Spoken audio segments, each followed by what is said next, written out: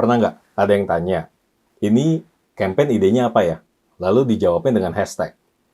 Atau ada yang tanya juga, solusi campaign untuk ini apa ya? Lalu diproposnya adalah, kita ganti tagline aja yuk. Emangnya ide itu apa? Dan solusi campaign itu apa? Kita bahas di sini ya.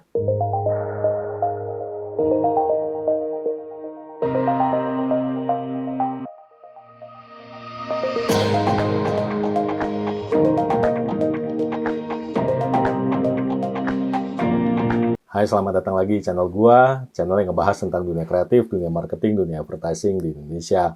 Nama gua Andre, dan kali ini kita akan ngebahas tentang topik yang sering kebulak-balik dalam industri kita, yaitu ide, big idea, versus solusi campaign.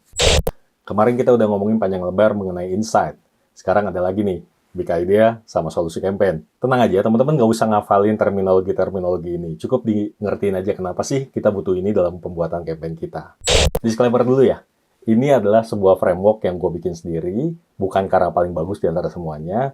Menurut gue ini simply karena paling lengkap. Ini adalah template sebenarnya. Template dari kumpulan checklist yang mesti kita penuhi di dalam internal, supaya nggak ada pemahaman yang saling kebolak-balik di antara kita semuanya. Ini bukan untuk ke klien, ini untuk internal tim, kreatif, account, planner. Dan gue menyebutnya 6 boxes. Kita mulai dengan box pertama. Ini adalah box tentang USP atau promise. Box ini ada supaya kita clear dan tahu mau jualan apa. Musuh dari box ini adalah pertama, intangibility, atau nggak konkret, atau nggak firm dengan apa yang mau dijual. Contohnya kata-kata seperti produk terbaik, produk nomor 1, pilihan semua orang, dan lain-lain. Ini semua adalah klaim komunikasi.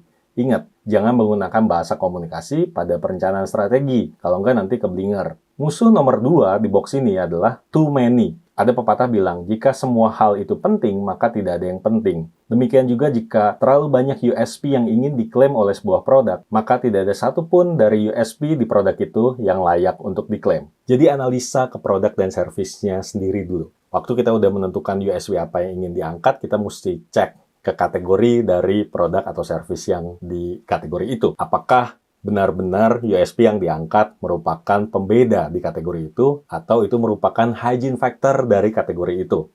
Sayang banget kalau misalnya kita ngangkat sebuah USP yang merupakan hygiene factor di kategori itu. Ini yang kemarin dibahas di konten gue juga. Jangan sampai yang viral adalah iklannya, bukan produk kitanya. Box kedua adalah objective of the project. Nah, ini penting dan perlu digarisbawahi. Kita fokus pada campaign ini. Apa objektif dari project ini? Jika ingin bicara campaign launching contohnya, maka fokus pada launchingnya, jangan kemana-mana. Misalnya, bikin campaign launching tapi objektifnya mau brand score kita naik. Kan nggak nyambung kalau misalnya kayak gitu. Box ini berhubungan sekali dengan box yang pertama. Apa sih campaign metrics yang ingin kita capai dalam project ini? Apakah USP di box pertama itu mampu mendongkrak objektif kita di box yang kedua? Nah, box ketiga ini problem. Gampangnya gini, apa yang menghalangi produk ini sekarang untuk bisa mencapai objektif di box sebelumnya? Apakah awareness? Wait, gue mau berhenti di sini. Gue sering banget mendengar kata awareness pada sebuah problem. Padahal awareness itu menurut gue adalah bahasa yang paling males untuk ditaruh dalam sebuah objektif. Awareness adalah ujung dari semua masalah. Ya karena nggak tahu. Nah, sekarang yang jadi masalah adalah kenapa audiensnya bisa sampai nggak tahu?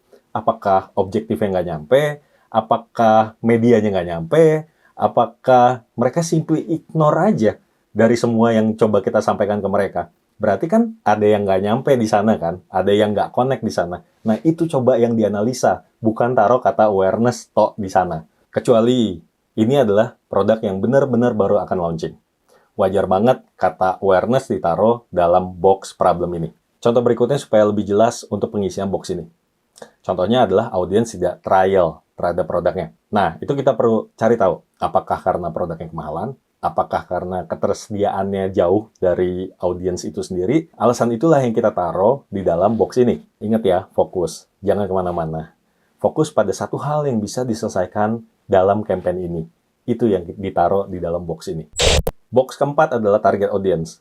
Nah, gue tuh sebel banget kalau ditanya target audiensnya siapa, keluarnya itu demografik. Umurnya berapa, dia tinggal di kota atau suburb, status ekonominya berapa, gitu. Ini nggak salah, teman-teman. Tapi, apa fungsinya itu semua terhadap campaign kita? Yang kita butuhkan adalah behavior dari target audience. Kita butuh insight yang spesifik dari target audience itu terhadap produk atau service yang ingin kita jual. Gampangnya, untuk ngisi box ini adalah dengan menganalisa siapakah manusia yang lagi kita omongin di box ketiga. Siapakah dia? Apa kebiasaan dia terhadap produk atau service kita? Itu makanya demografik jadi nggak penting di sini, karena demografik hanya memberikan pagar untuk kita nggak keluar dari target itu.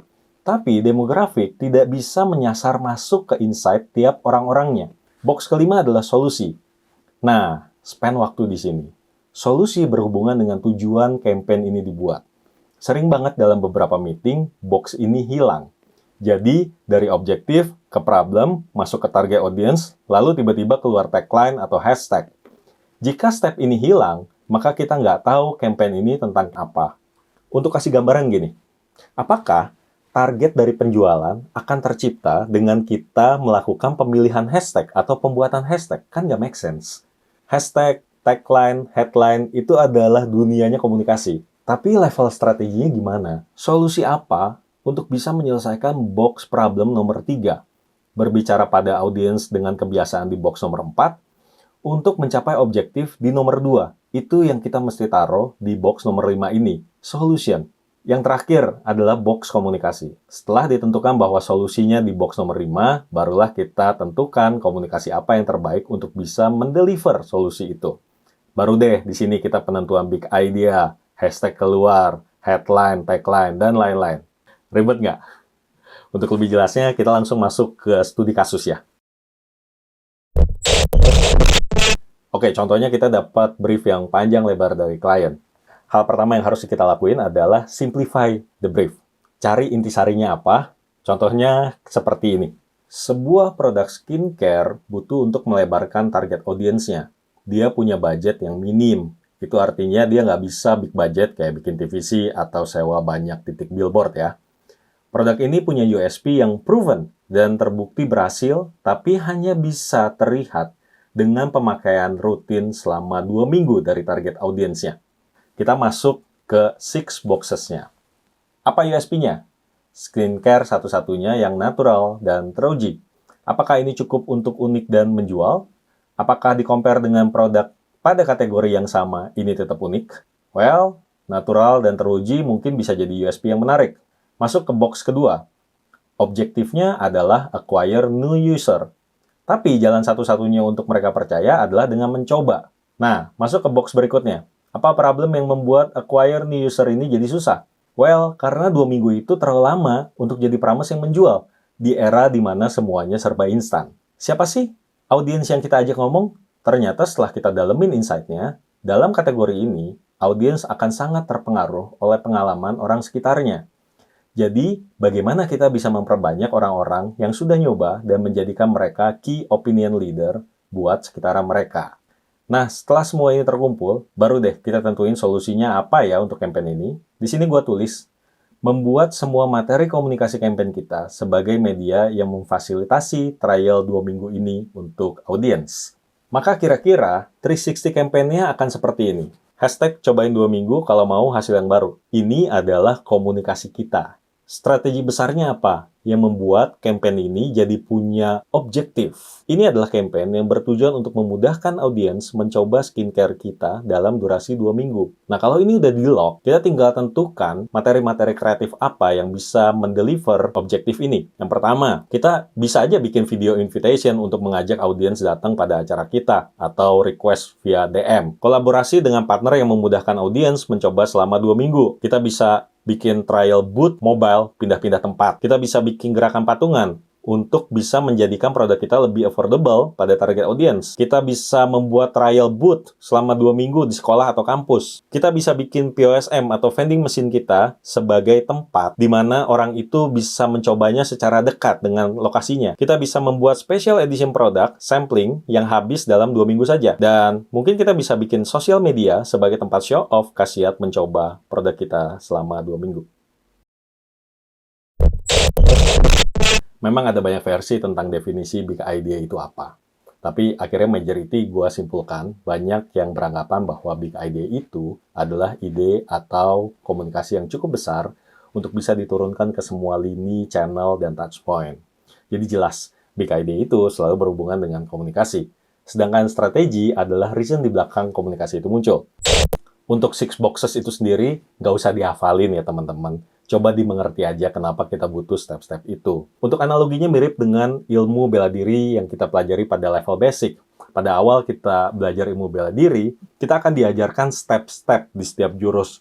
Satu gini, kedua gini, ketiga gini, keempat gini. Lalu fast forward, ketika kita udah di level master, dan sudah menguasai semua ilmu bela diri itu, tentu saja kita udah nggak pakai lagi step-step yang diajarkan pada level basic. Contohnya, teman-teman bisa melihat di pertandingan-pertandingan seperti UFC atau MMA, itu semuanya master-master di sana, mereka kan udah nggak pakai lagi jurus bangau atau jurus kepiting dan lain-lain. Mereka langsung saja menggunakan pukulan tendangan terbaiknya untuk bisa mengalahkan lawan. Apakah jurus-jurus yang pada waktu awal kita pelajari itu nggak penting? Itu penting banget. Tapi kuncinya bukan dihafal gerakannya, tapi untuk dimengerti.